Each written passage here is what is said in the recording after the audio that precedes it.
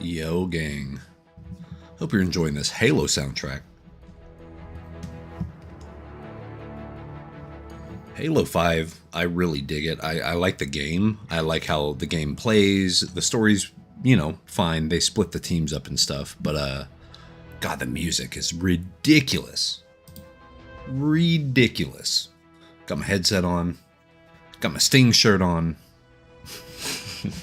But yeah, that Procreate video is taken off, which is pretty wild to me. I'm actually going to turn down. There we go. Because we're going to be doing some concept painting tonight. Now, I know we've talked about.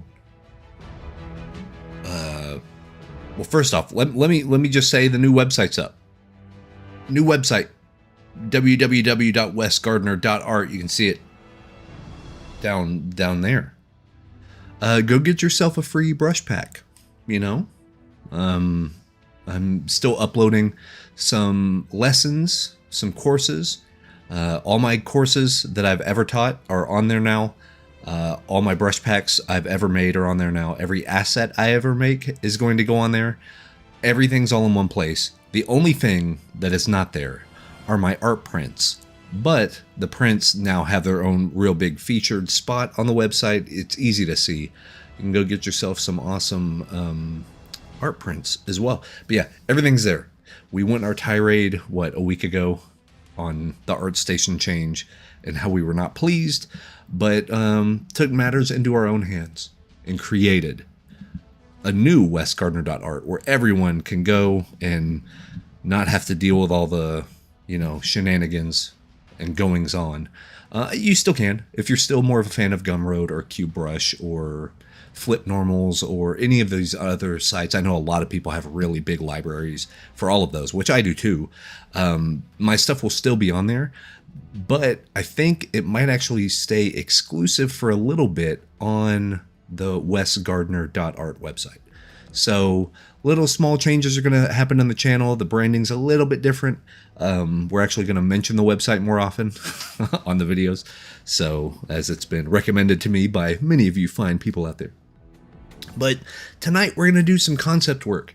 I am developing a Krita brush pack, and we're going to use some of these brushes. I still need to tweak some of them, so you're actually going to see me edit some brushes as well. I'm going to try some brushes. I'm going to re-import brush tips. I'm going to do all that. So this is actually kind of how the sausage is made a lot of times on how I make and go about making brushes. So that's probably the crux of this stream.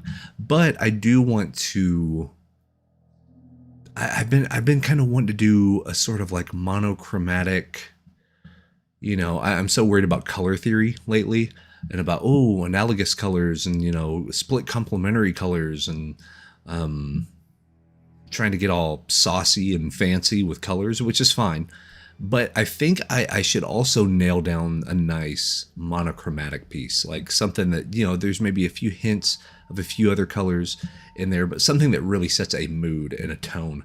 Because, if we're going to start doing something like a small little graphic novel or something just to practice our storytelling, it makes sense to do storytelling with color as well, right? Really have control over that in that kind of way. Because I think doing illustration is actually quite a bit different than doing concept work and doing even like keyframe art. A lot of these things, they kind of mingle together. And I know on the Discord server we've talked about, hey, what is concept art? Different companies mean different things, which is true. It really depends on where you're at in the workflow. I've done stuff as easy as, hey, make color prompts. Not even paintings, but just can you make us swatches that if we give you the mood of angry, what color swatch? You have 8 colors, we need 8 colors, and then we can devise something, do a post-production thing, color filter or whatever, a gradient map. So stuff that's already done. That's what I did with Adidas. Did some of the shots. They gave me plates is what it's called. Basically, they already took the images. They went on location, they took images, and they needed me to do paint overs, but also do like kind of mood board type of things because they already had the funding. They just had to show Adidas and the other investors that were kind of going in on the project. They needed to show them that the proof of concept was good enough. So therefore, it is concept art, even if it was pre-development, previs. It can mean a lot of different things. A lot of it could also be like turnaround sheets. It could be the sketches of a character in a T-pose and turn around. That way you can see every item of, decoration on their outfits. So yeah, it goes a lot of different ways. This one's going to be more of a concept sketch. It is very mood-based. But I think really practicing that type of color theory is going to be a lot of fun. And I think my portfolio is going to be better if I have something that has vibes of every hue on the color wheel.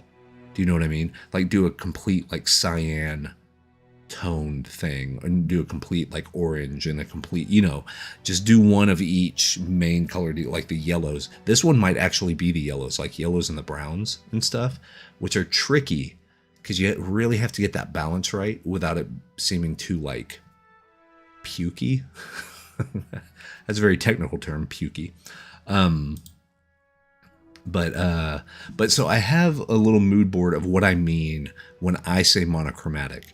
So you can tell really what every mother color is. You know what I mean? Like if we have more of the warm, kind of the warms right here, this is definitely the warmest. We kind of, and like these share stuff, which is really funny to me because these are two completely different artists from completely. This is concept art from Ikaruga in Treasure, which is an amazing shooter. Some people call them shmups, like shoot 'em up, horizontal shooters and vertical shooters, spaceships, Galaga, that type of thing. Very difficult game, but the art is outstanding on Ikaruga. And I love kind of this paper texture and stuff. Just the whole thing is baller. But you can see here, and then here is one from Peter, and I'm going to butcher his last name. Mesold Zija? Maybe? Please forgive me, I'm an idiot Midwesterner from the United States, and I can't say words. So he did this one right here. And then he also did this Lord of the Rings painting. This is where I knew him from. I have this book that J.R. Tolkien, I can't remember what the whole book is called. But yeah, this is called Shadows Come. Super cool painting. Beautiful painting. But you can see, and this is all in oils, but you can see that sort of yellow, brown, orange vibe. But then up here, he brings in the grays. He uses the grays as a bridge and then uses like green, like a nice turquoise color. Looks gorgeous. But yeah, you can see like really warms right here. Your yellows, your highlights, your browns, a little bit of red, but very much in that analogous color territory. Same thing here, really. I mean, you have all of your warms and then your cools are essentially just in the clouds. So, but then you kind of come over here and it's a weird, and of course Warhammer, this is this Jamie Martinez, maybe? Maybe. Looks like his. Oh, it might be Igor Sid. I don't know. It's a little bright for Igor. But you can see kind of this weird pukey green mixed with yellow, mixed with little hints of red. Kind of cool, but like here's Guild Wars 2 art. But yeah, green within green within green within green. Just a gorgeous example of what you can do. And then, you know, the little hits of kind of the nice pink / purple. So it's almost like you're using an analogous color scheme and then finding the complementary and using that analogous color scheme to do all of your accents, which is a smart way to go. Not only theoretically, but also in practice. Because, I mean, it's just gorgeous work. It's like you can't pick a wrong color, you know. And then even Craig Mullins, with as much as is going on within his pieces, this is fairly monochromatic to me, because everything has that slight kiss of the like light slate gray purple. I mean, that could be the mother color, you know what I mean? That could be the color that's infused in every other color in the painting, even the reds. I mean, you see here this nice purple because of the way the reds work. Just mix it. What do you get when you mix red and gray? A desaturated purple. That's it, you know? And then kind of the same thing here. Yeah, this is Feng Wei. Same thing here, just super dope. Super dope painting with the... but I would call this monochromatic as well. I know it's not, because there's more than just blues in here, but it's so dominated by that blue vibe. I think this is a smart way to go. Kind of pick your main color and then do just little accents here and there. It really tells a dominating story, which is cool. Yeah, just gorgeous. And it might simplify it, but I bet, honestly, I think color theory like this is harder than just doing kind of the more bombastic stuff. And I think it's harder than doing just kind of gray and barely pushing out from the middle, which is what I like to do. But then you have very desaturated paintings, which is fine. But it is nice to have one just impactful, like boom, color, and then work your way around it almost. Like use that the same way we would use the lightest and the darkest in a midtone. You use your quote unquote midtone for the color. So everything's kind of around there, but then you'll kind of stretch up and stretch down depending on what you need. Just very theory-based stuff. If you can't tell, I'm getting in the mindset to record the rest of Simplifying Color Theory Part 2, which will also be on the new website. Cheap shill alert. So I have these over here. I am in Krita right now. I can show you guys kind of the... Let me move this over here and show you guys the brushes I am working on, because they're pretty cool. I mean, I'm biased, but I do think they are pretty, pretty enticing. Let me situate some of these. There we go. All right. All right. Boom. Cool. And I think an easy way we can do the color thing is going to be do a gradient map and then kind of push and pull after we put the gradient map on there, maybe with an overlay layer instead of a color layer. We'll see. I have no clue what we're going to make, though. That's the thing. I have no clue. What do you mean plan my images? I don't do that. Not for stream, at least. I usually just hop on and I'm like, hey, let's do it. Let me show you kind of what I'm working on as far as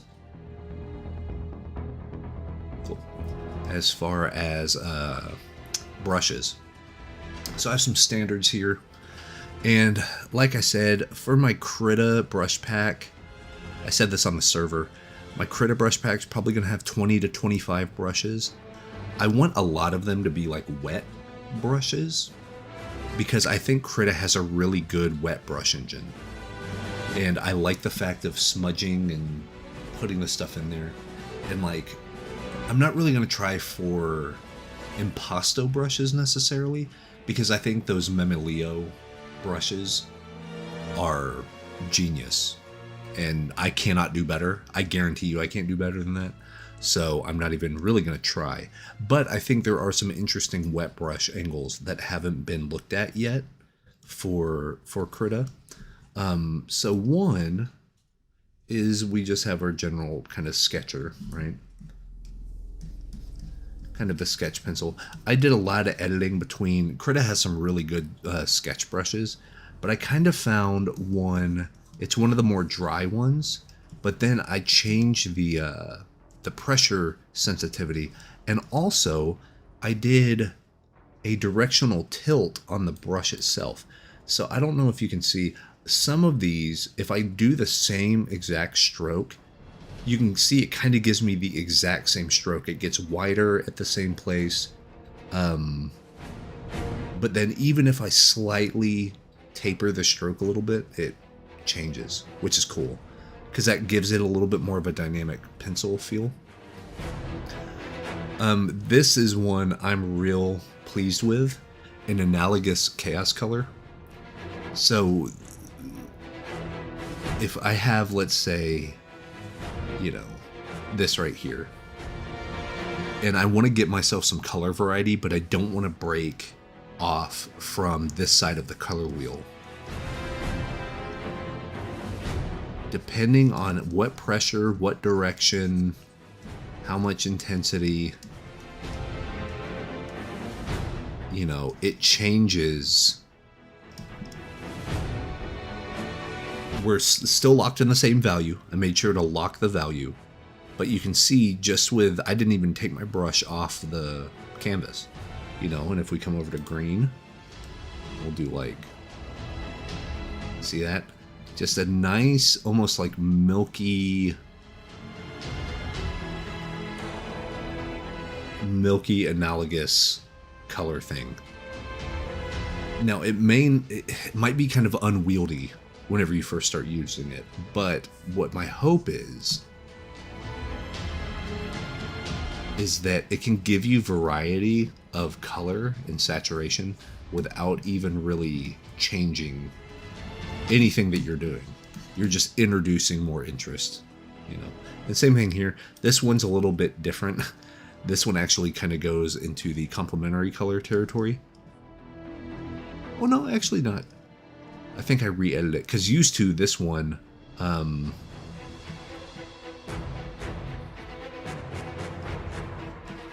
okay, so I see. So this one kind of starts at the color, and then it goes more, I think it goes like, what, 90 degrees around or something? Let me see if that's true. This should be more orange-yellow. Okay, yes. Yeah. Maybe not that whole way, but maybe probably... try this one. See, that's so weird. So I wonder if just the intensity of the hue changes it. But see that, like...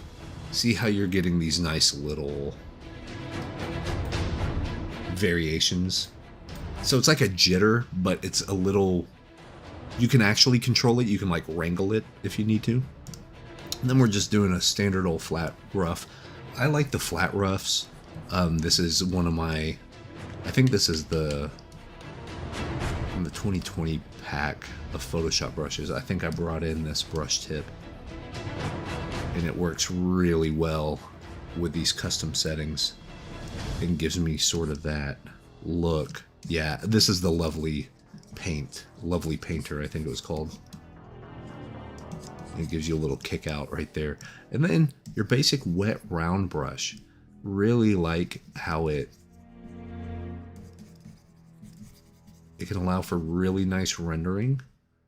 And then you can also barely hold onto the brush and it turns into a blender without picking up your pen.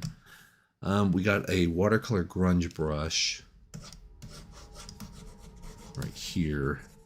So something like that, and then you can come in with a lighter one. So it makes almost like a cloudy texture thing, cloudy canvas texture almost. So you could use this to really block in the entire canvas if you wanted to. My standard wet flat right here, which works really well. I like how it also kind of melts in to the, since it's the wet engine, it kind of comes into the other colors we have here as well, and can like pick up and smudge them around, and so it's fun.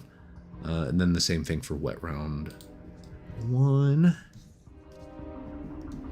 Yeah, and this one has kind of a more cloudy brush tip, but it allows for some cool soft edges. But if you press down pretty hard, it still gives you a soft edge, but it is more than kind of the lost edge. If you like taper off the sensitivity, you see how that lost edge is. I wanted to have these brushes work to where and the concept art marker, which is actually one of my favorite brushes. It just feels solid. You can block out shapes real easy with it. There's nothing fancy to it. It just works really well to get those big structural shapes in. That way you can work on silhouettes and stuff like that before you get into the nitty-gritty. I want to build some understanding for what different brushes are meant to do. Yeah, so depending on the artist, they may mean something different. But when I refer to grunge,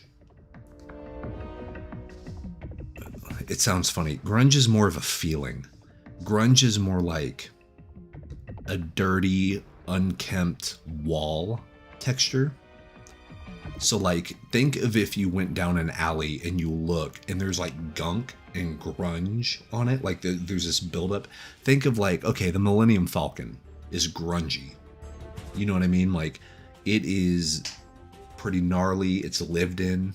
It has a lot of character, but it's just because basically what the texture is, it's a mix of a blurred canvas texture with noise and some cuts. So it's like if you took a picture of concrete, and concrete's just not even, it's kind of sporadic and ugly, like the way it, you know, it's just rugged. It's a rugged look. And so whenever I use that, if you look real close, you could kind of texture like a wet floor with that. You see what I mean? It's kind of cloudy. There's a little bit of grit on there, meaning it goes up or down in texture. Let me see if there's some other textures. Texture big. What's their texture big brush? Okay, so something like this. So like stained concrete, this is a really good example. Like that's grungy. It's dirty. It's not washed. It's not clean. But whenever I think of texture, I just think of visual information versus no visual information. So if I had this like texture large splat, it kind of splats, you know, what the action is. It kind of splats what you have here. Texture noise, you can do a noise texture. Noise just means any visual information. Because like when I think noise, I don't think of whatever this is. But technically this is noise. It's just noisy. There's just a lot going on. It doesn't make any sense. And like these are the built-in critter brushes, you know. And then you have like particles, just little bits. Really, this is all about kind of finding what your definition is. Whatever makes the most sense to you on how you describe things is going to be the way it works. So like if I went to paint, and like it's the difference between a wet brush and a dry brush, you know what I mean? So like a wet brush is something that's slippery, it's smooth, it's let me get rid of that, let me find a new one. It's something that is very like smudgy. Look at that, like it's just kind of greasy. It picks up stuff. Yeah, really, it picks up your brush stroke, so you can continue a brush stroke, and then it just like smears stuff around. You know what I mean? Like it's very, you can see that dirt of it following you. However, if you have a dry bristle brush, it doesn't really do that. It's more like harsh in how it's keeping things around. So you can literally think of it like with a wet brush, if you literally have paint and dip it in solvent or water or whatever, like whatever medium you're using, and the brush is wet, it's going to smear the paint more than it's going to like scrape the paint. But whenever you have a dry bristle, whenever you have no liquid on there and you just get paint on a paintbrush and try to like paint it on a canvas, it's going to scrape the paint. It's almost going to be like a palette knife. It's going to make that dry kind of harsh noise. And that's the effect that you kind of go for when you have a dry brush, is you want it to feel like that. You see what I mean?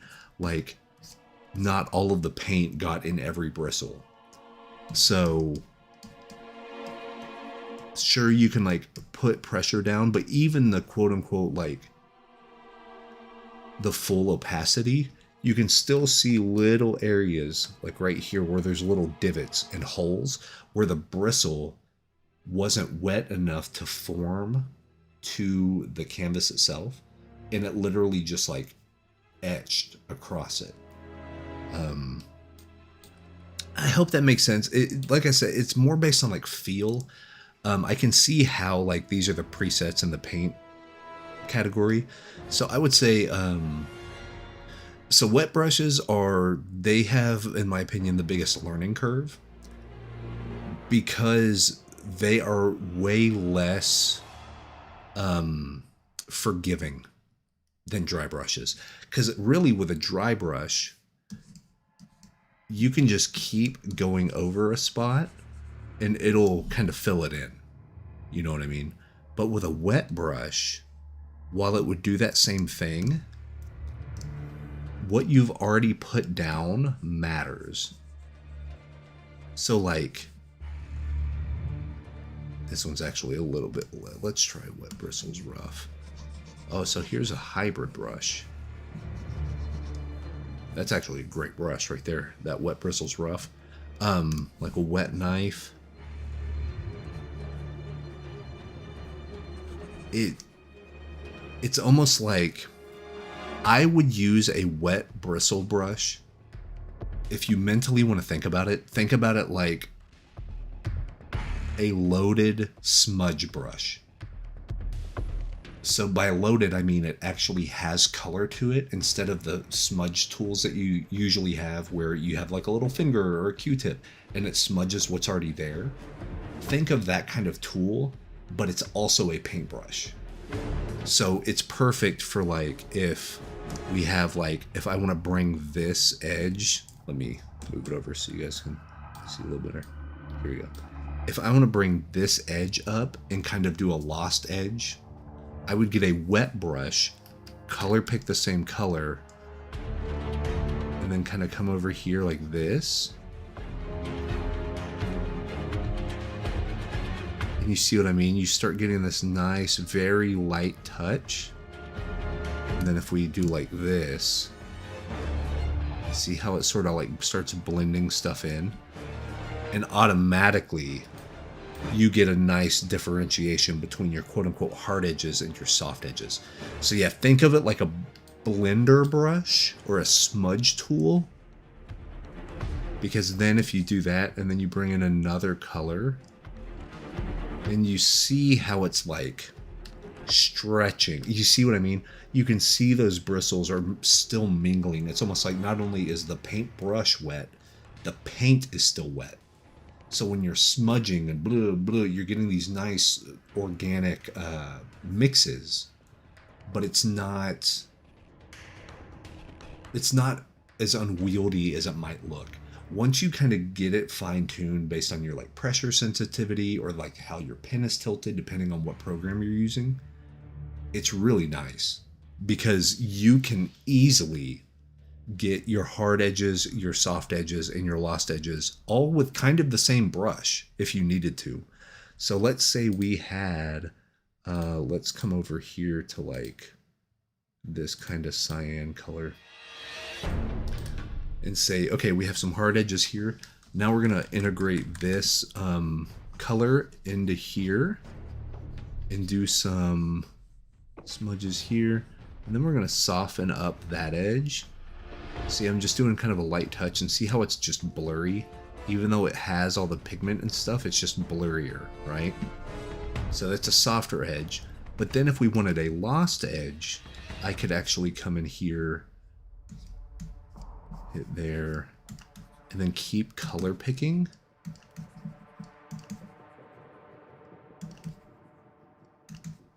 It's harder to do on stark white, but like you can get it to where it's almost a gradient. See what I mean? Like almost on,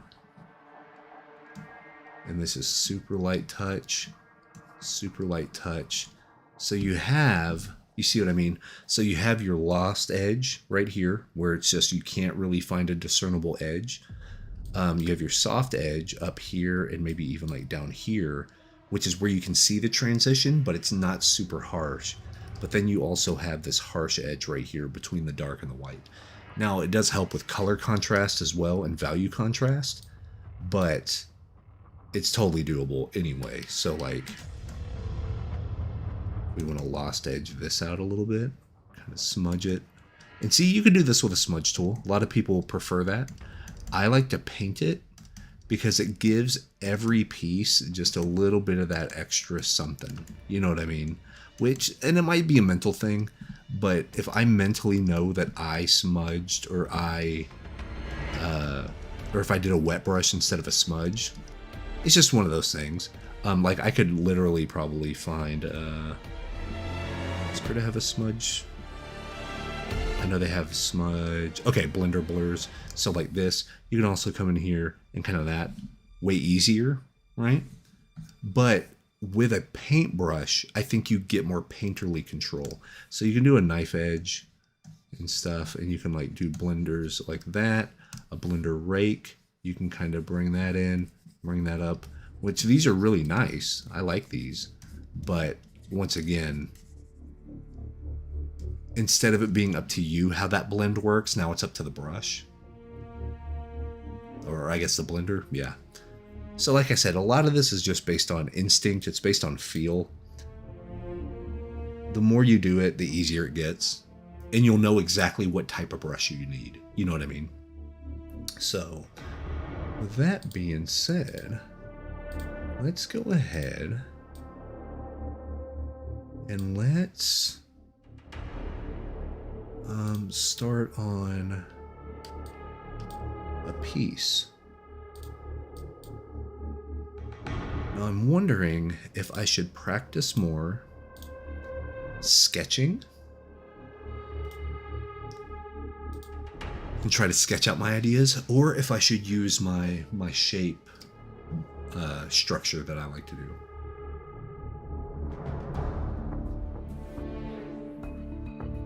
Where I just kind of paint and stuff. Because that's, like, if I were to do that, and maybe I should do that first.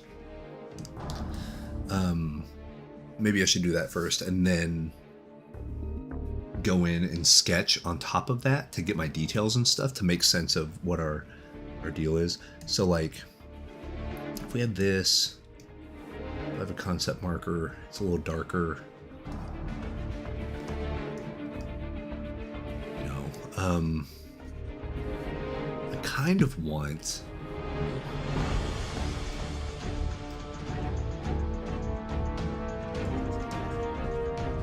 Let me, like... I was thinking there could be a cool guy, almost like a diesel punk mechanic or something. Like, some sort of...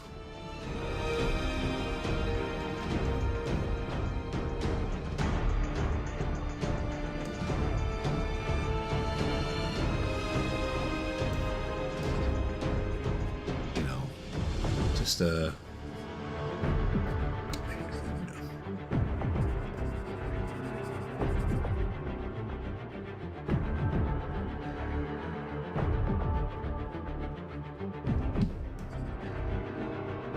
and this is really just worried about the blocking the shapes, right? So if we have something like this, and then it kind of comes this way.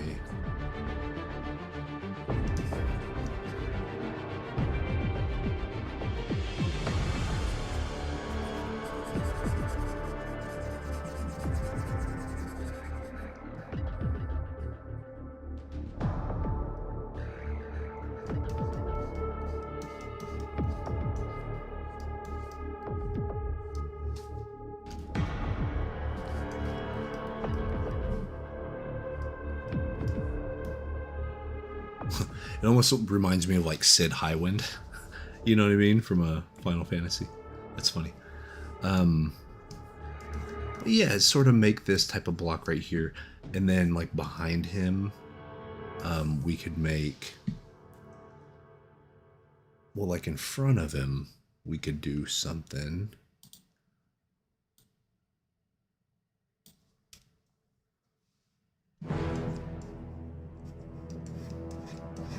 Almost like if he's kind of in between one, let's say it's like a spaceship or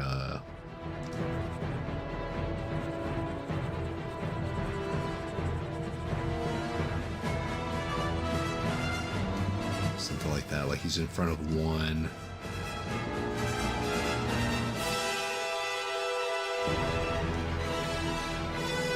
And then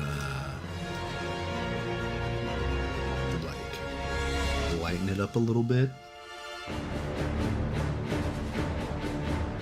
I'm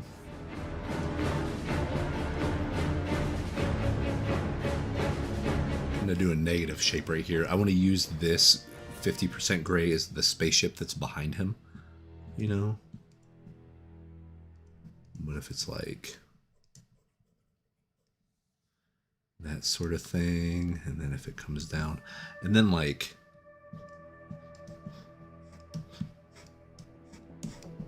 that can be the sky. So if this right here is the sky, and then it's also, there's clouds right there.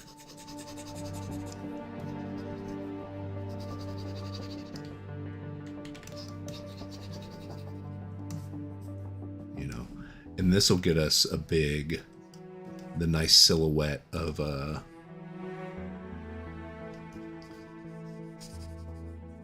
kind of dark on dark on dark on dark on lighter on lighter on lighter, that sort of thing, right? So if I'll just come here.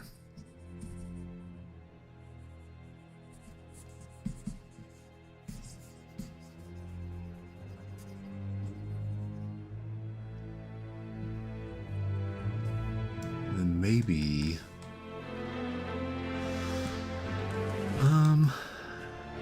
let's see.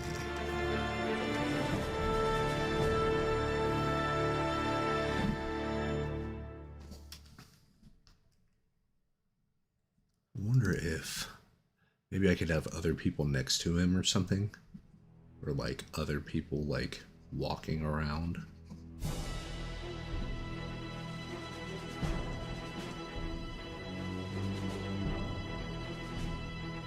Like other mechanics.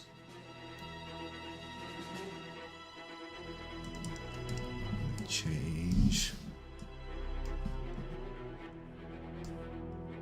Maybe this could be like a bigger ship.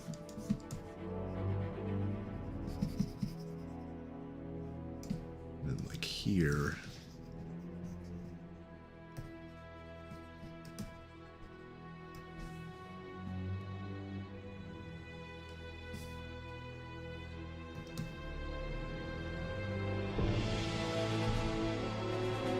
Ivan, what's up, my friend?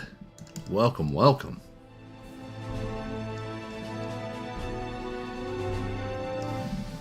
Actually, because that would be cool. If this is like the horizon line,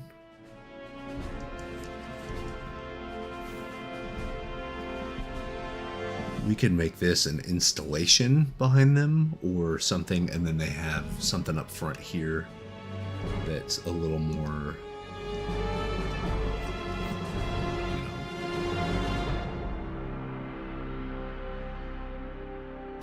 I mean, maybe so. Here's the thing that I found with studio work, especially. If you get really good at something, you are that person. So, like, if you, I know with Warhammer, I did establishing shots a lot. Like, they're like, oh, you're good at those big Vista things, do that one. Like, you do become a very, you know, very specific part of the team. But then, yeah, there's a lot of times that, like, I would get the work off somebody, or I would pass my work over to somebody, and if their style fit, like, if I was making the concept of a character, but then we needed somebody else to like fully illustrate and render it, so be it. Like, you just pass it along, you know. You can't be too I don't know. You can't be too specific over your ownership of something in a team environment like that. Just because it's not, it doesn't, you know, it's not really yours, it's everybody's. So whatever makes for the best product and the best deal.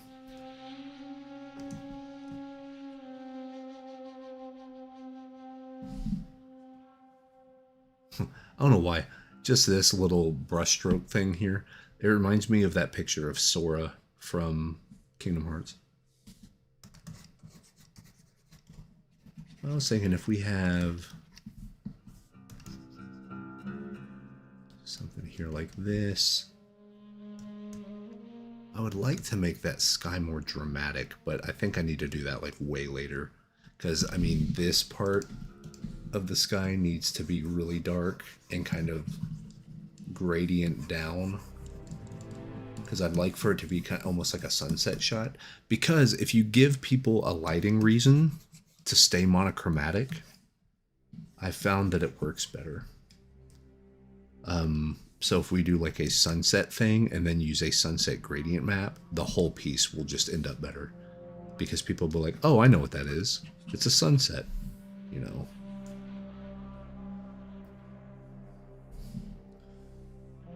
What's cool is you can even do that and like slightly darken this up, and then we can come in and sort of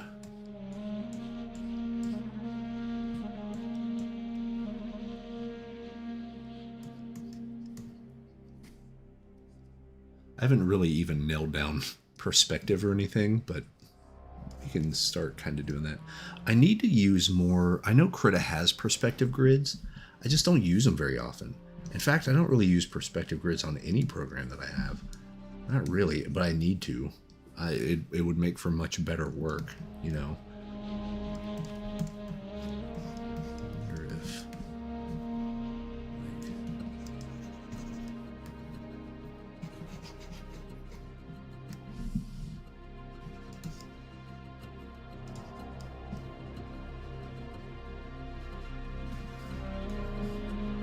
So see, we have something kind of like this, and I mean, maybe we can even, to really tell us that this is our person,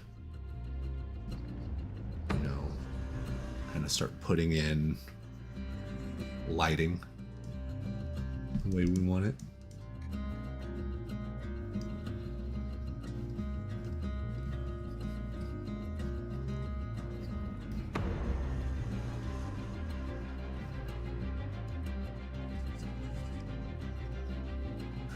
To be lit.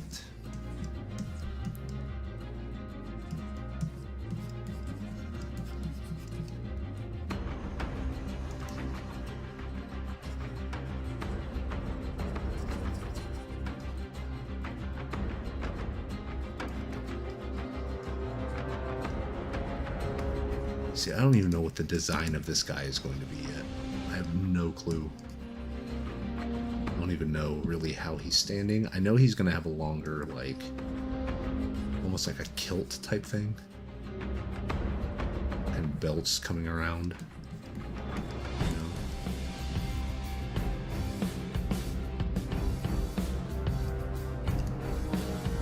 As if he's like a main mechanic or something, like a weird desert punky sort of thing.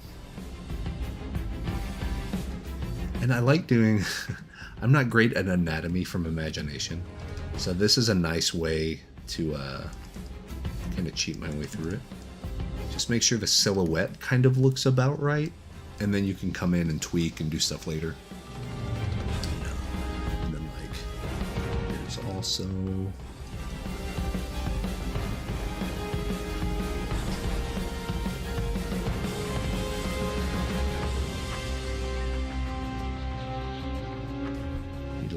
harder of a brush, I think. In fact,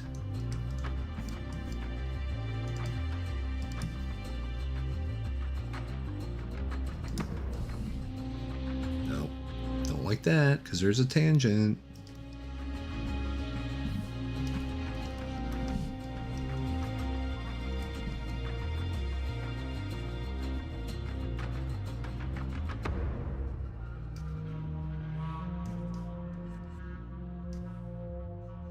That might work well.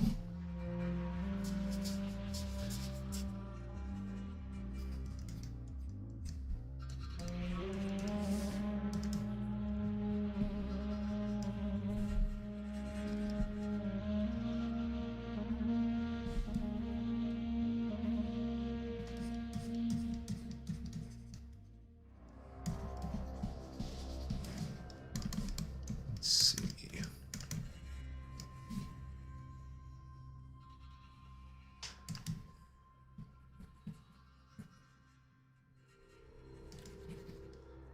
I should probably even establish like what the perspective is on the on this ship or whatever this is.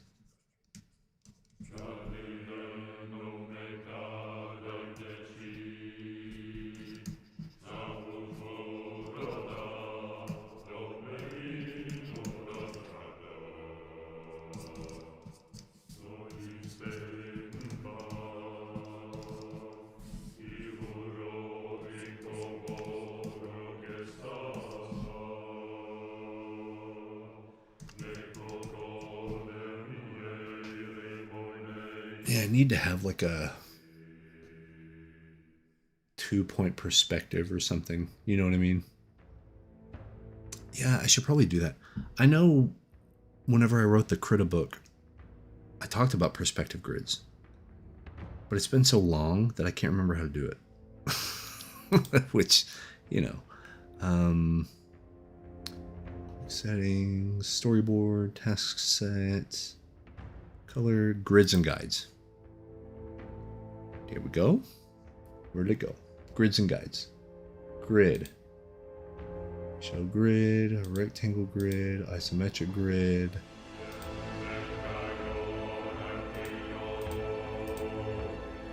Oh, there's a way to do... I thought there was a way to do perspective grids. I mean, I may not even need it right now.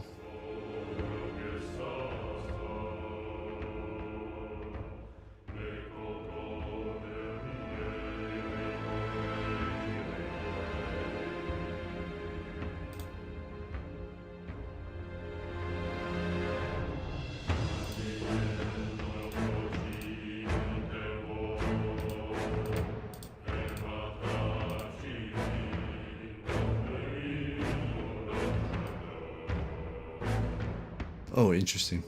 Nice isometric grids. That's cool.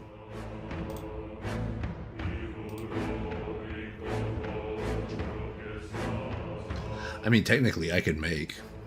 We could just make our own. We could make our own perspective grid. It's not the most fun thing in the world to do, but we can do it. So we already know our horizon line.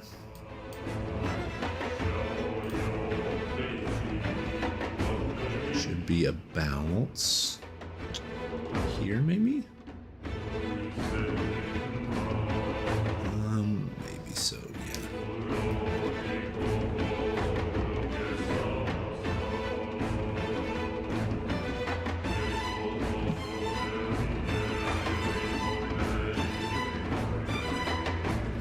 Isn't there a snap?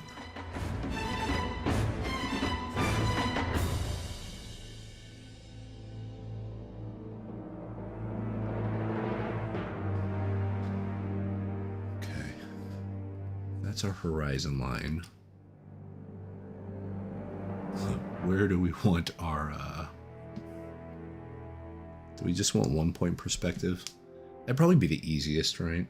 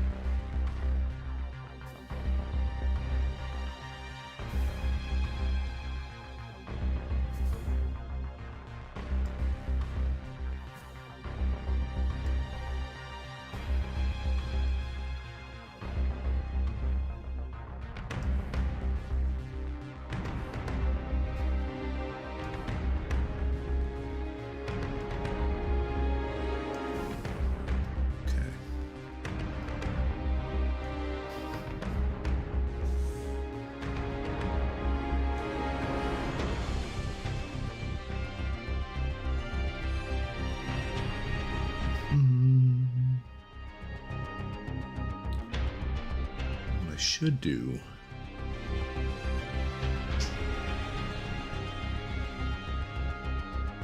should be on my toolbar.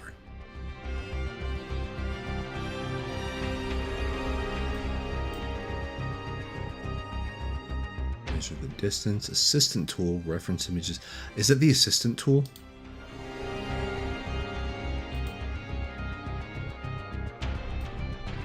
Huh. Yeah.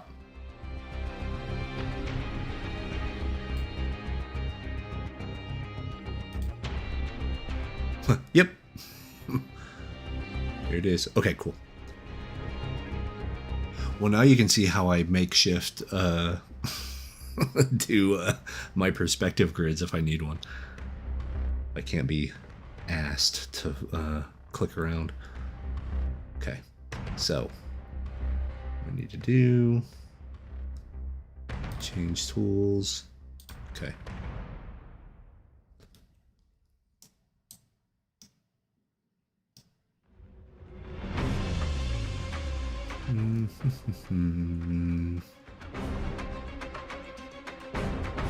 Let's see, how does this one work? I know there's... I need to change the... do...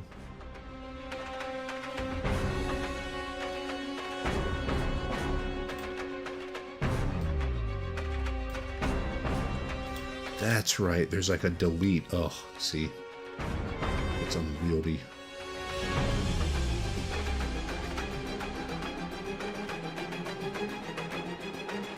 Hey, look at that. That's actually not bad. I did it. Hey, that was pretty bang on. I mean, 1 point perspective, I better be able to get it right. But, yeah, look at that. Almost did the whole shabam. Okay. So that works well. However, I do want this one to come out a little bit more. Something like that, maybe?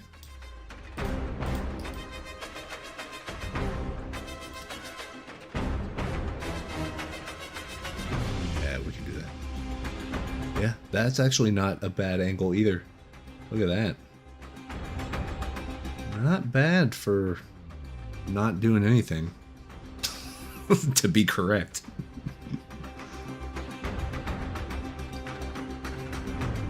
I will say, I need to do a lot of perspective exercises. Like, I just need to get better at it. You know? So we can hide and then do that. Okay, so does that locks the grid, I'm pretty sure. This just gives us the control area. Let me get a new...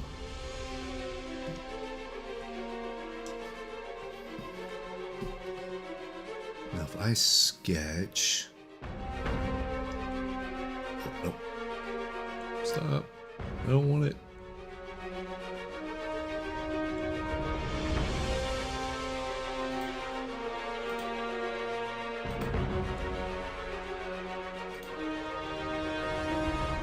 Okay, yes.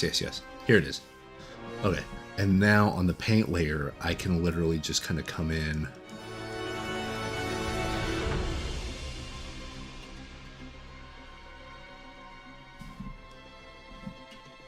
Then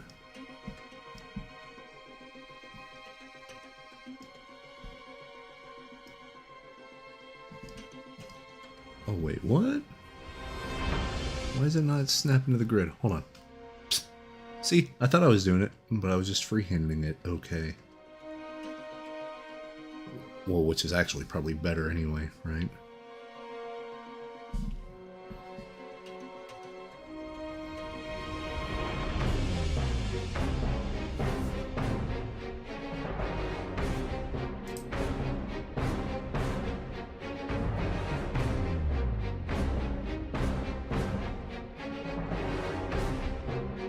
timeline. I thought there was a way to like snap to grid or guide. Add group select.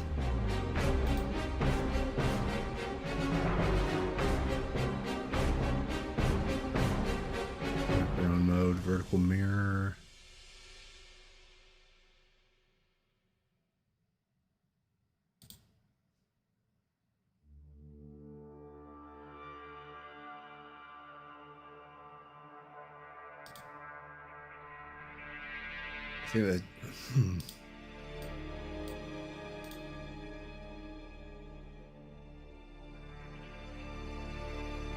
Maybe there is no snap to grid on this one. I could have sworn there was. Let's undo opacity. Okay, yeah. I don't see it. Oh well, that's fine. We'll just kind of freehand it. I mean, this will be better than no. God damn it! I always did. This is the other thing. A lot of these other tools are so foreign to me. Within Krita, I never get the right.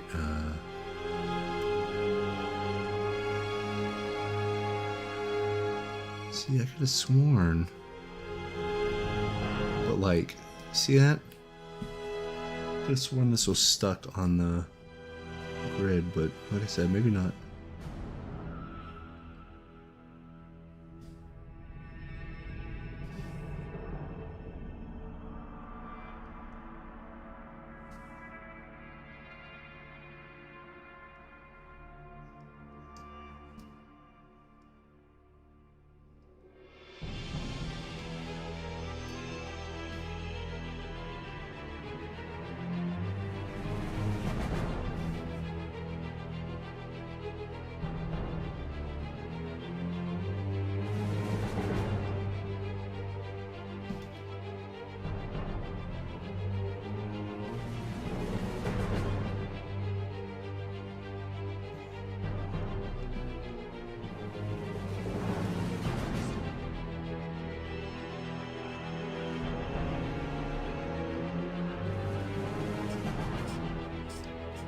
This kind of sketch stuff here, we can fix it later.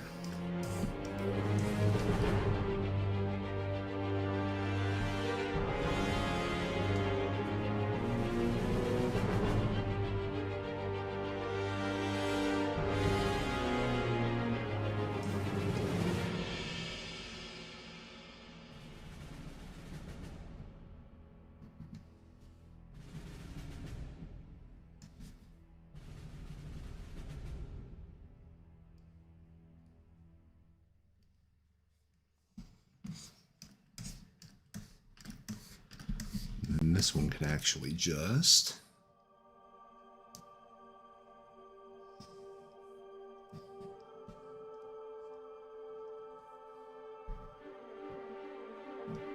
Oh, I think I see what it is.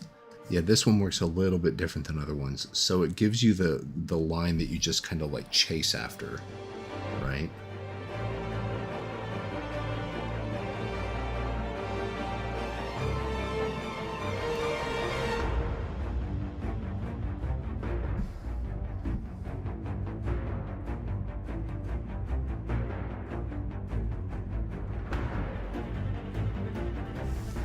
And that should get you a perspective grid, if I recall correctly.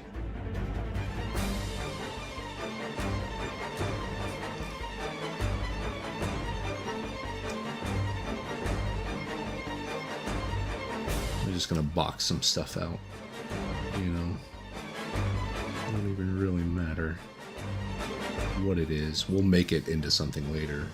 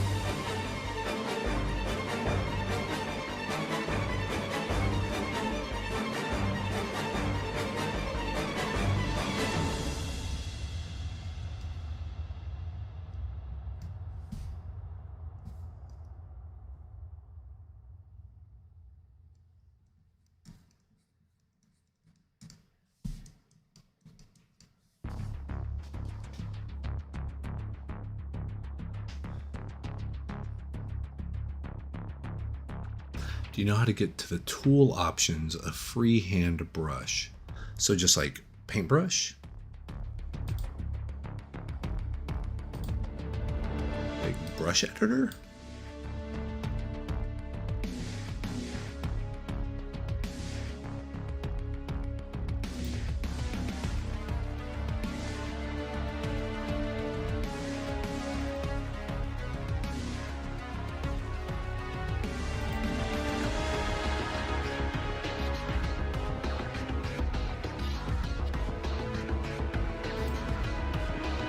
So let's see, tools.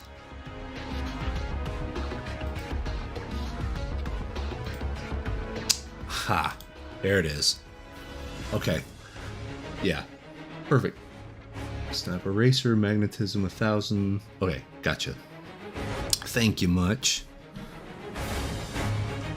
The nice thing is that assistant does have that kind of line, but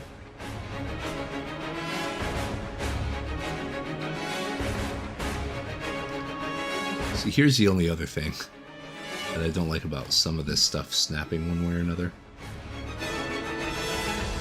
Is like...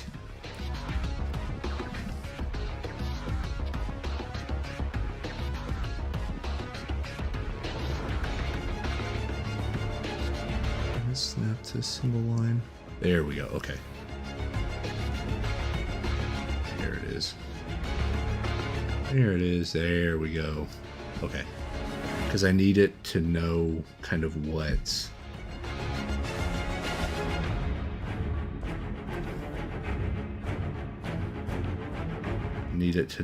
direction. Yeah, there it is. Okay.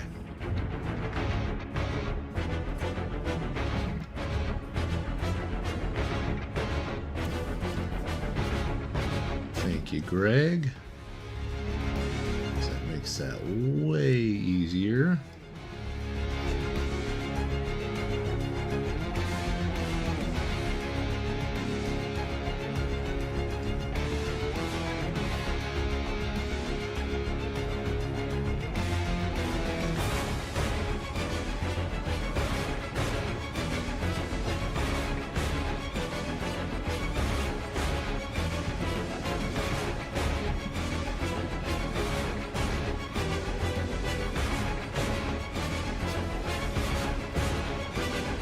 Just sort of like putting some of these in, not even really knowing what this is going to be. There we go. Something like that. So basically, just this is a spaceship. We've already spent a whole lot of time here, which is fine. Because then here.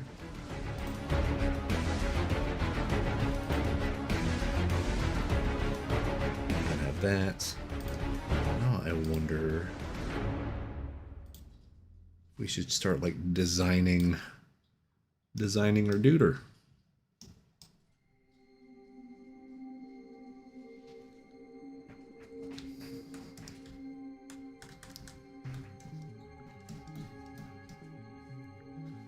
It's like doing a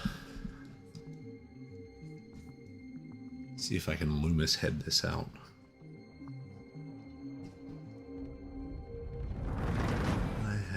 His head up like so, and then it kind of comes back.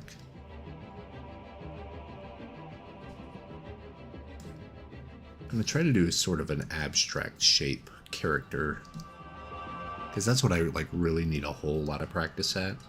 Is the stuff that's a little more I don't know, stylized, I guess is the right word.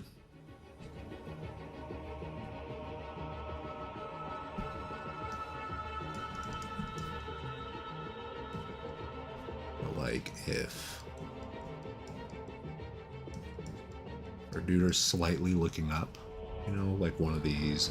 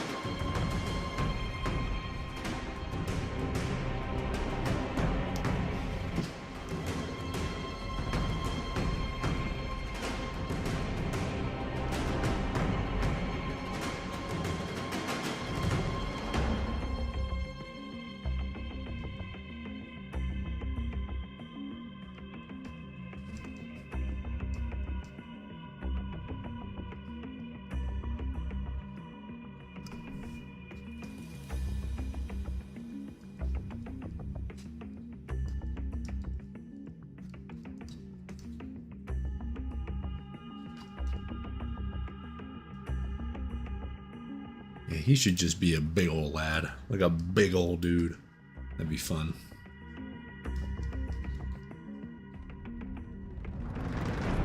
This big muscular looking guy, you know.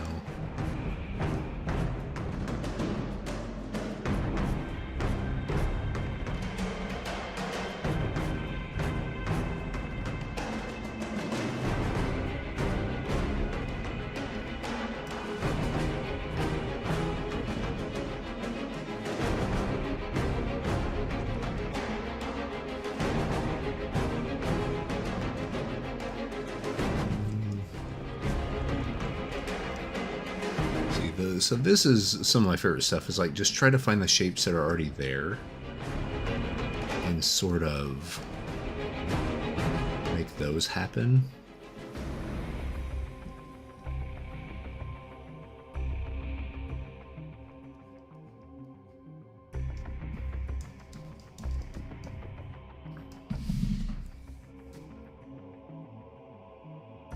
And then if this shows here,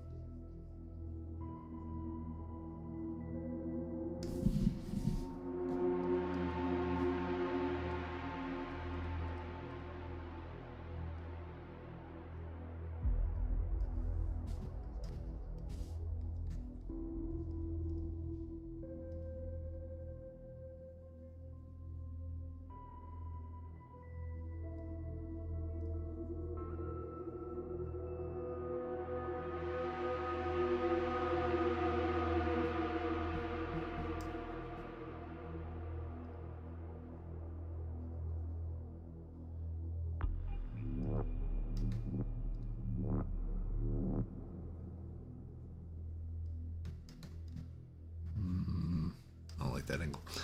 So this is just kind of getting stuff on the, yeah, like that thumb needs to be way thicker. It needs to be here. So this is just a very quick block in, so we will definitely make it more. So that actually needs to sit on the shoulder.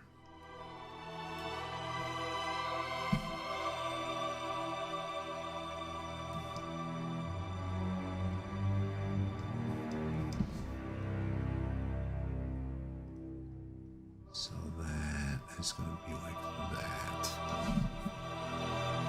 So it's kind of going away from us. Right.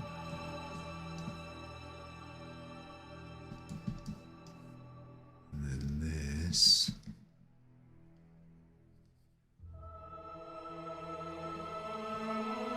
Actually have that follow the perspective grid, but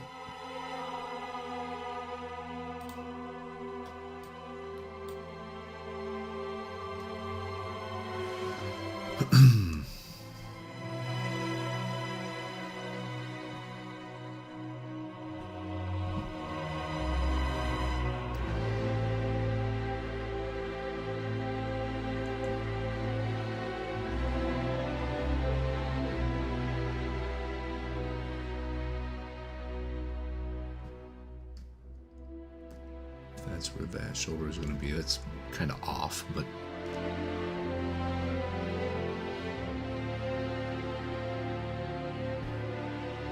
still forearm, elbow, come down here.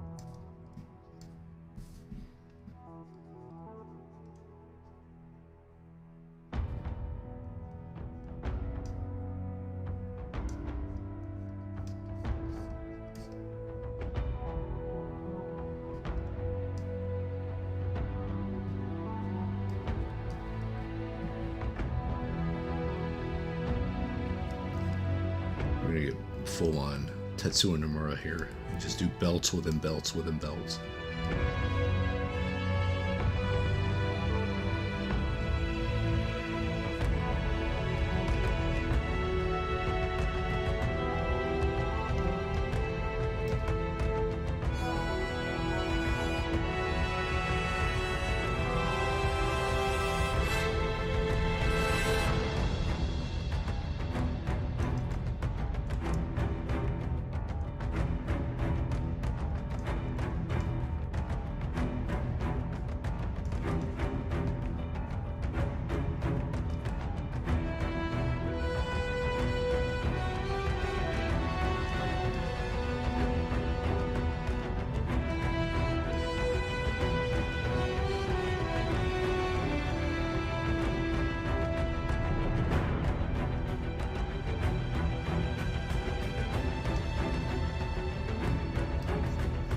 So it's fun at this phase of a character just to like draw stuff on top of stuff on top of stuff. And you can figure out what it is later. You know?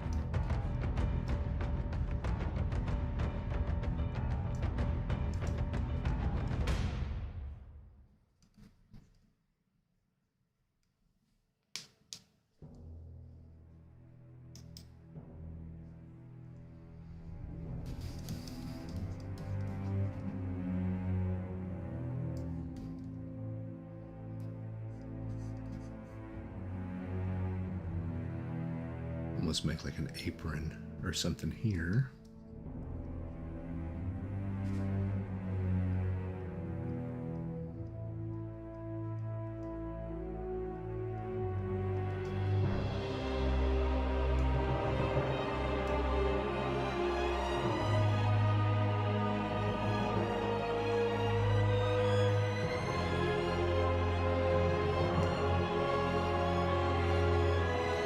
Trying to do my superhero fist.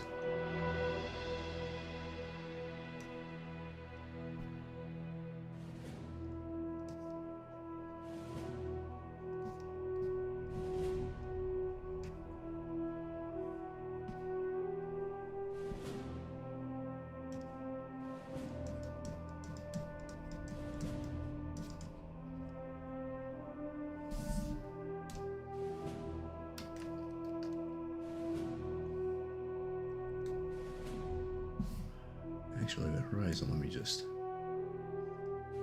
bring that line down a little bit. Here we go.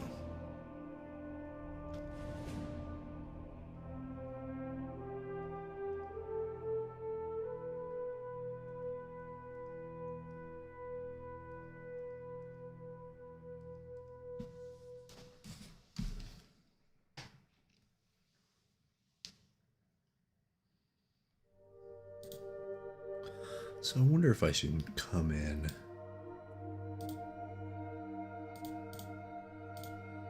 and maybe just start painting in our main dude, and then we can start whatever the lighting is on him, we can actually light the rest of it. Because I do like the idea of a kind of that sunset look.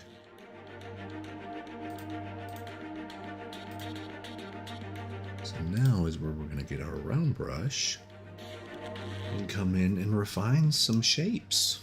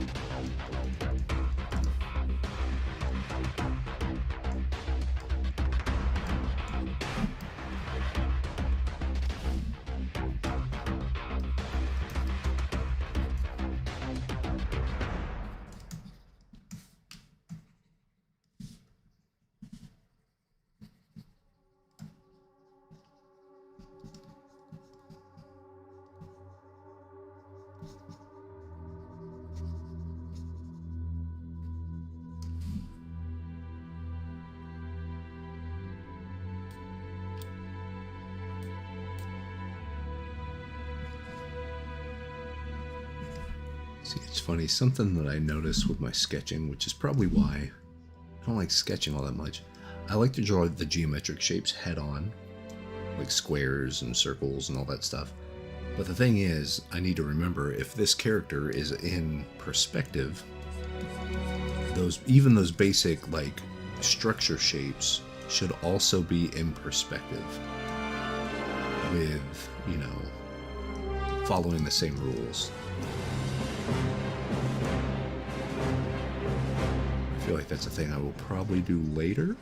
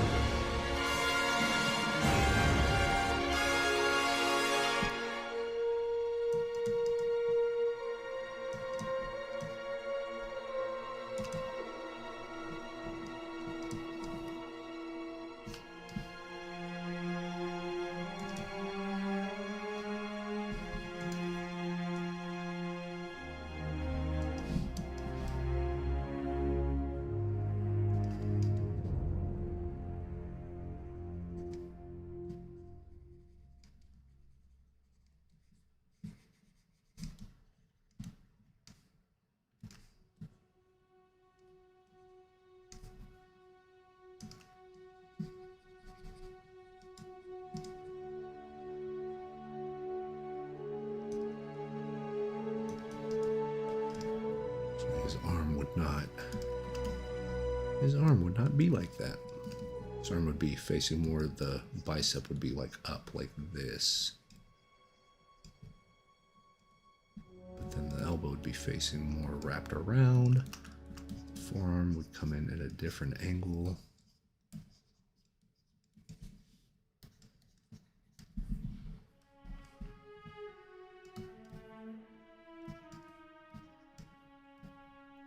It's funny, without thinking about it, I've given him kind of like the Goku, the top of the gi look, which is pretty funny. Give Duder a smile, because he's happy to be here. You know, he's happy. That's the other thing, I need to start giving my pieces a little more personality. I think that's another next step in my,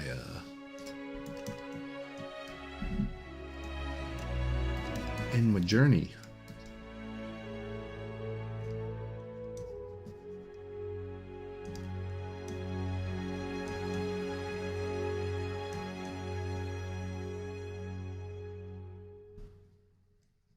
Here we'll kind of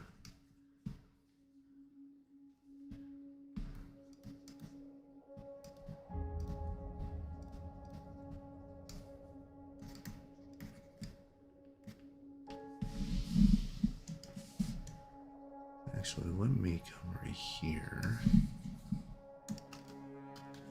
I'll make this darker. I'm thinking I need to make the values a little more even on the, or I guess not the values, but the light and dark. So we're not talking about the form. I'm just talking about the basically blocking in the color, or the lightness and darkness of just the shapes, not based on how shadows hit them, but just them in general, you know.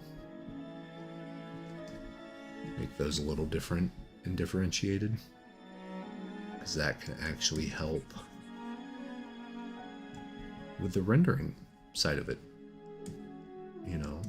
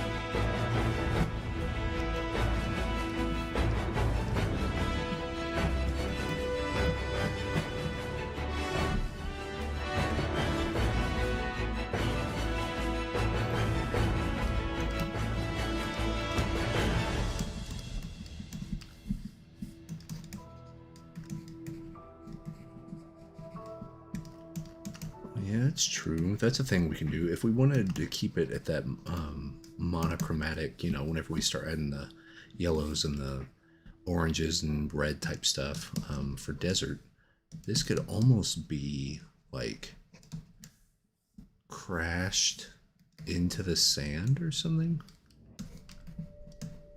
Because I really want the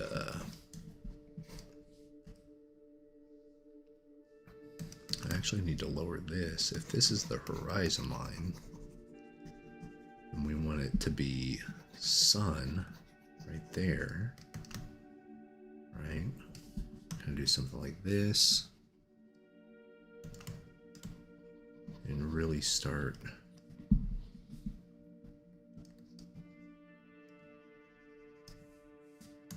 structuring the clouds to be the really dark stuff.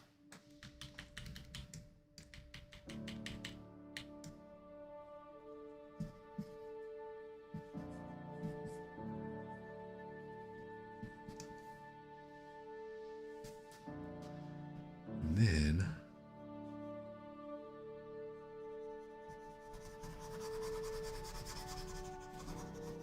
here's where we're gonna do our kind of our diagonals, you know.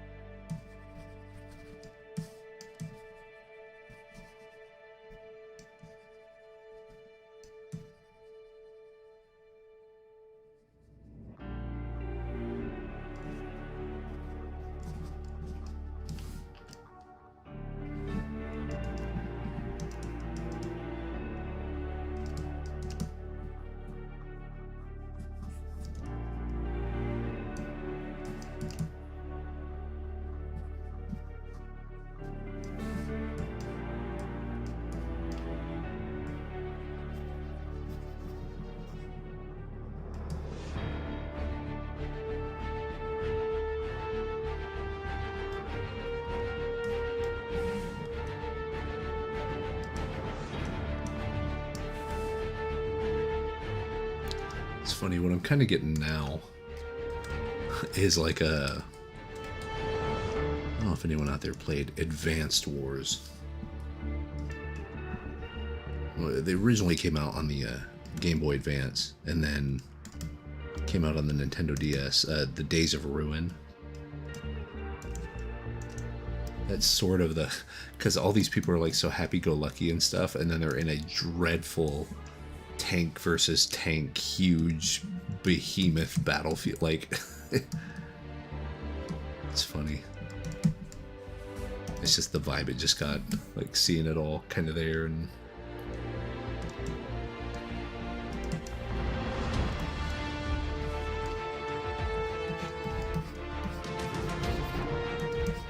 we can make that form, make it more of an orb that's sticking up for some reason, you know.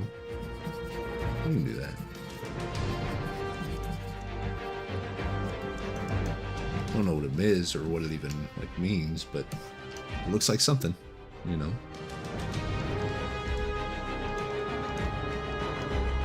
That could be an alien.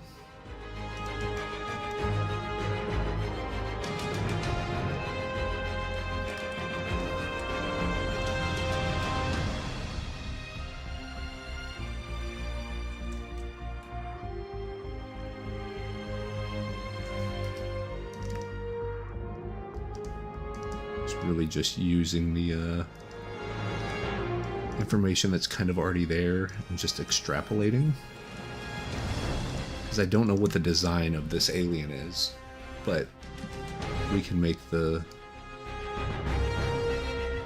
all of this. Let's see.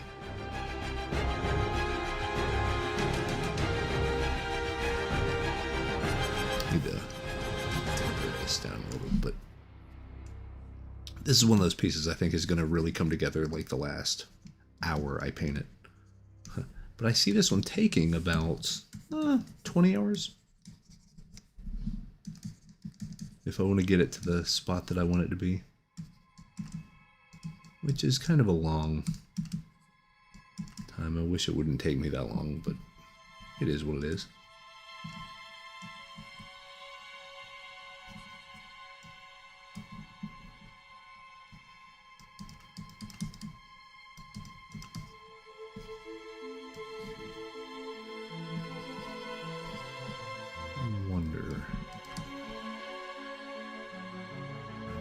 wouldn't hit like that, would it? No. This would also be dark. Yeah, okay, that's better. Because the thing is, the lighting is going to be way back here. And that's going to be kind of like the only light.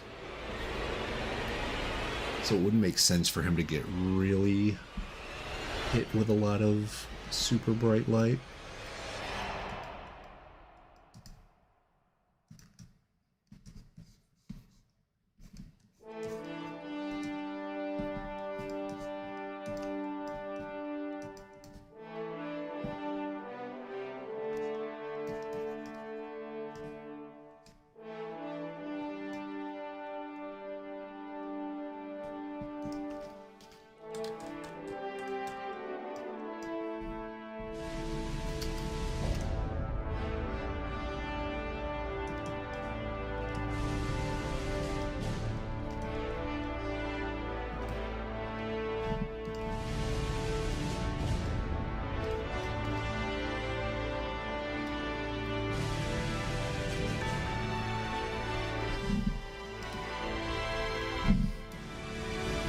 Sticking with the darker look on the character, most in the foreground, seems better. Seems to read a little better, at least. That's the thing. Just keep it real simple. So it's a real simple read, you know.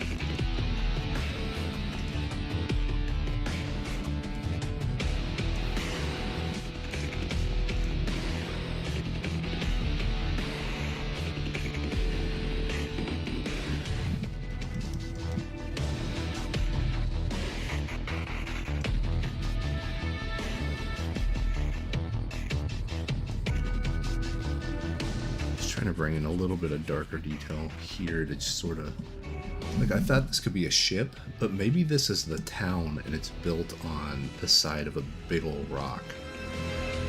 You know what I mean?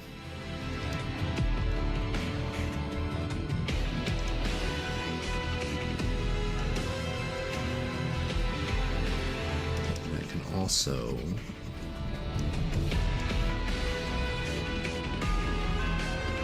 sort of like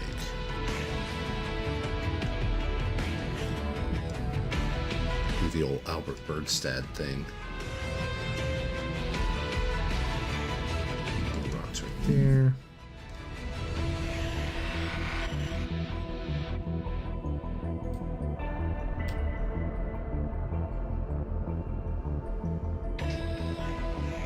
Yeah, we can do something like that, right?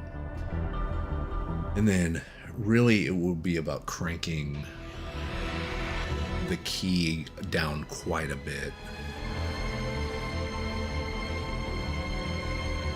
Because yeah, I still don't even know what the designs of these people are. I really don't actually even know the designs of our main duder here that is our kind of hero shot. But I don't know. I feel like I can make this part a rock and then start adding in some city, village, almost like a, like a Chrono Cross. That kind of coastal, or like Baten Kaitos, sort of like vibe. That'd be fun.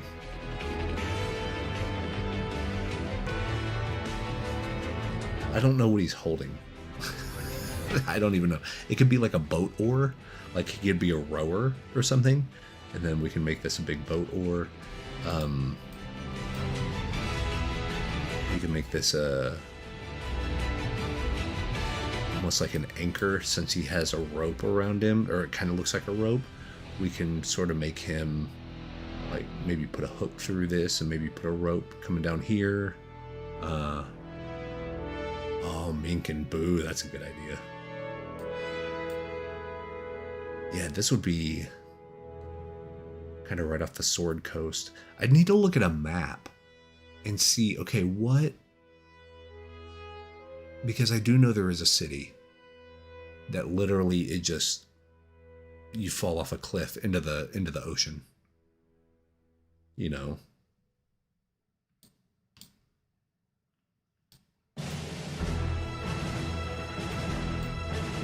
Yeah, I mean, really the nice thing is the image definitely reads. Like, it reads really well even here, which is kind of the goal. And then since he's actually so dark as far as the value is concerned, we could have a lot of fun doing some like rim highlight, you know? What I would like to do, I just don't know if it's a good... I just don't know if it's a good fit or not. I would love to find a hybrid of this sort of personality with the really thick brushstroke style. Like we could take it into Rebel or Art Rage or whatever, and just once we get the kind of the stuff designed okay, once we get that gradient map on there, we just take this bad boy into a thick paint software and just go ham, just go crazy. Make it almost seem like a timeless painting, but it's a timeless painting in almost like a comic book anime style. Something really angular and sharp shapes, and I don't mean sharp as in like pointy. I mean sharp as in like very clear and direct. Really, it could be like a Dean Cornwell type of thing. That'd be really cool. If I could start veering in that direction to where not necessarily the same amount of realism that Dean Cornwell had, but that sort of, you know, putting in the thick brushwork and making it happen, I think that'd be a lot of fun. Overall, I mean, that's a cool... Let's see if I go ahead and add in artistic, other... Isn't there a...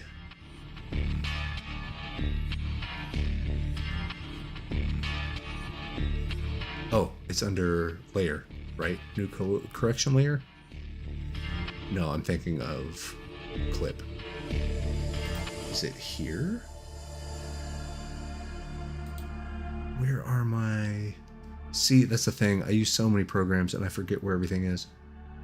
Color levels, threshold, auto contrast, color balance, color curves, HSV adjustment, F-tone, index, colors, oil.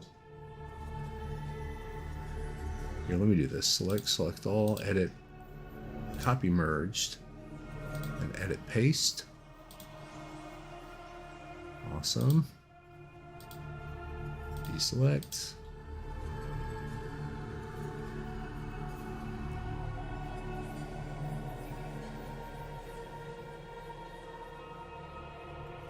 It might actually be here under just normal gradients. I thought there was a gradient map though.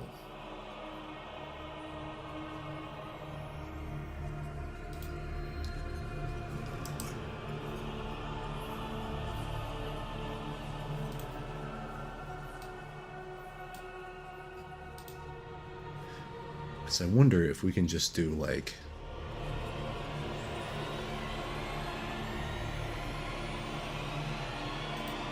Oh, here we go. Oh, you just click on the fill gradient. Duh. Ha. There we go. And it just gives you the map. So, something like this.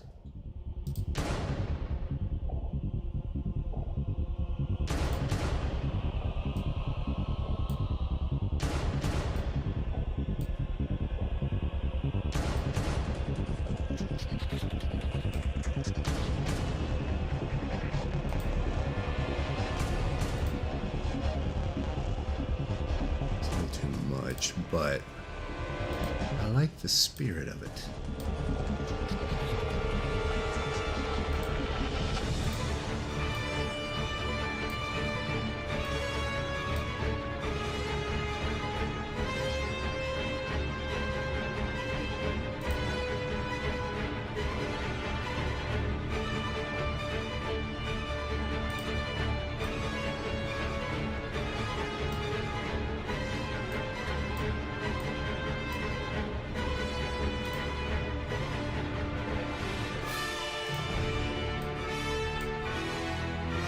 Whoa. That's a harsh one. Okay. A few of these look pretty good for like a sunset-y.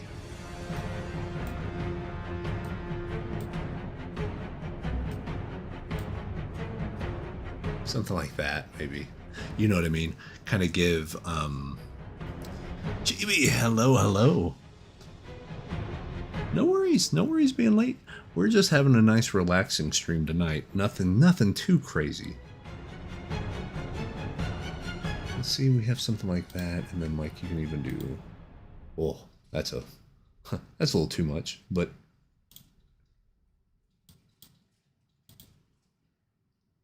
even something like that, like lowering, you know what I mean, like lowering the opacity, keeping it very, very monochromatic, because that's where a lot of this stuff comes in. You know what I mean?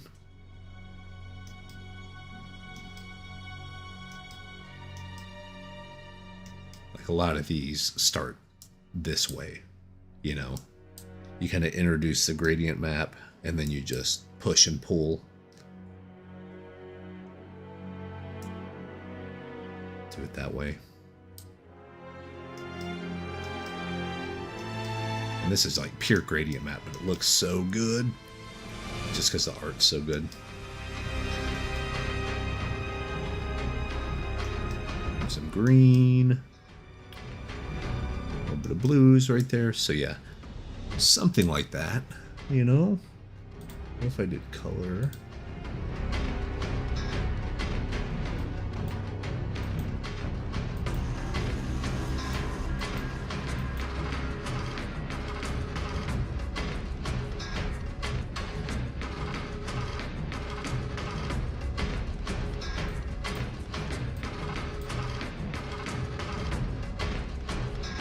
So you kind of have that nice kind of reddish yellow line right here, and then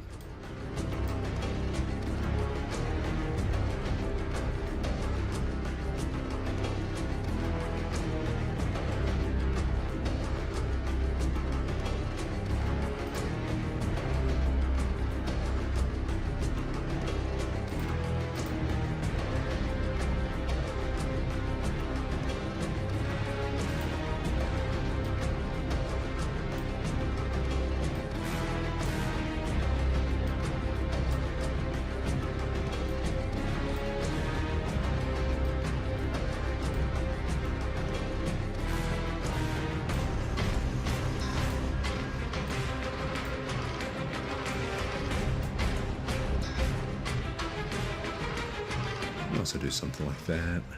I don't know, I kind of like that direct, almost like the burning hot horizon line.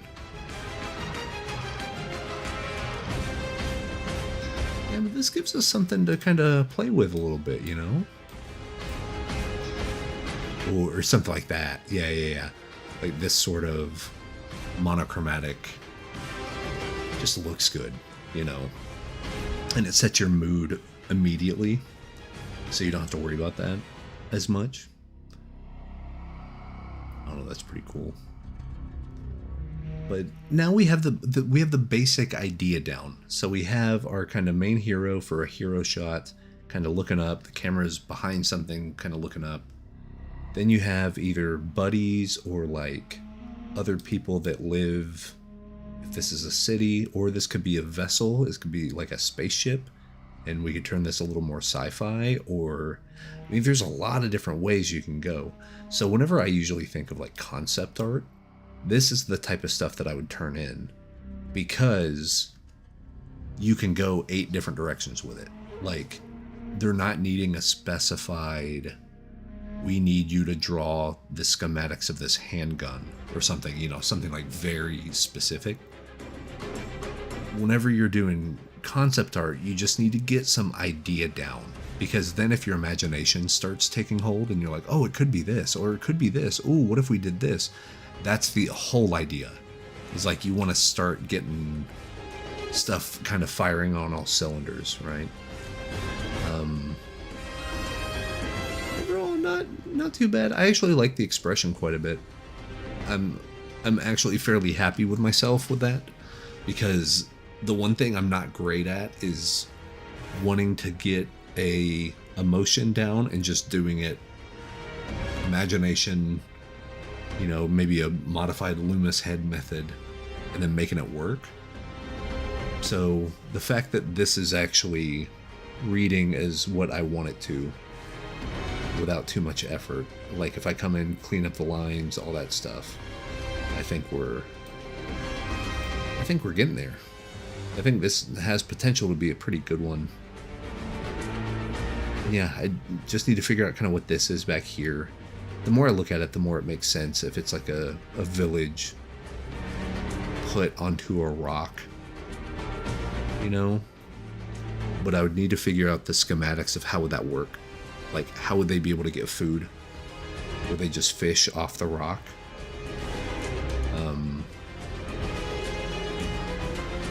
You know, or at least put enough detail in the village, kind of the silhouette of the village, to maybe, once again, have the audience kind of work for their meal a little bit. Maybe they decide how these people get their food.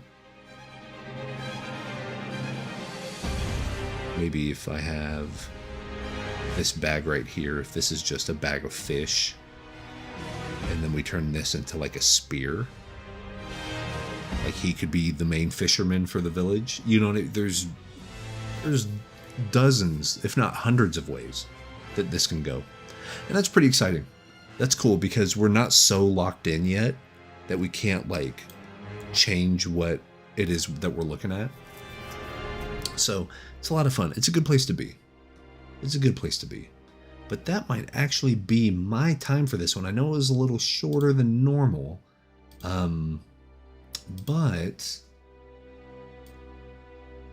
let me move some of this over, move my references. I love this Guild Wars one.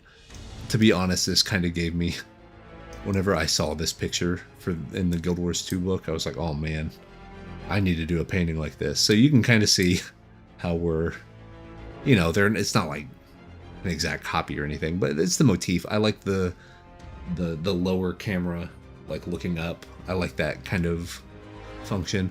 I might actually need to redo his perspective a little bit, because once again, he's flat right here. Upper body and lower body is like dead on the camera, but his head is tilted up, which, you know, kind of works. But maybe if I want to really embrace that angle, I can do what the artist did here and really kind of scoot the camera in and tilt it. That way the character gets wider at the bottom just because they are closer, and everybody's following kind of that very basic 3-point perspective, where it's kind of coming up and in. So I can maybe tilt the camera a little bit and do that type of stuff. So yeah, this will be a fun one to kind of work on and see where it ends up, and yeah, just have some fun, you know. But that is my time for tonight. Thank you so much for joining me.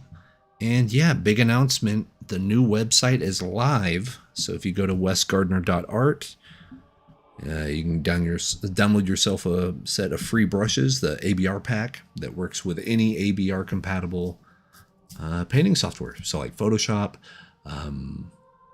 Procreate, Clip Studio, Affinity Photo. There's quite a few that can use ABR files. They don't have all of the features that they would in Photoshop, because Photoshop's the native app for it, so it has all the bells and whistles.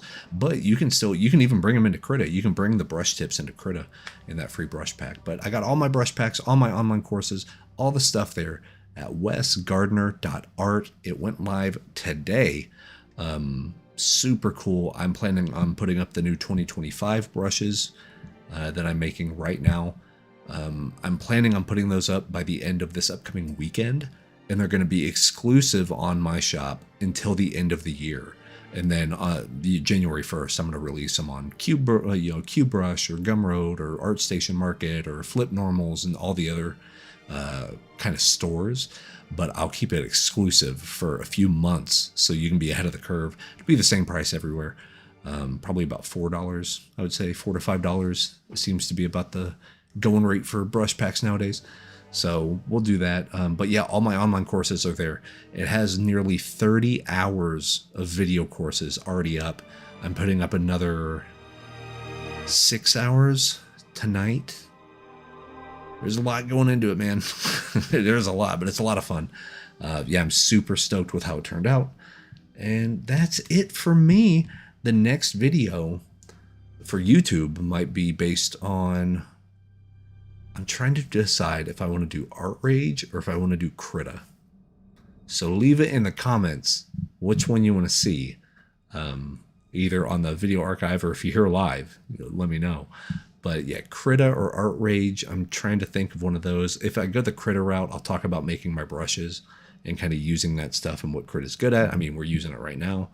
So we could do that. Or with Art Rage, doesn't get a whole lot of love. I know I'm a rebel artist, but I use everything, man. I use everything.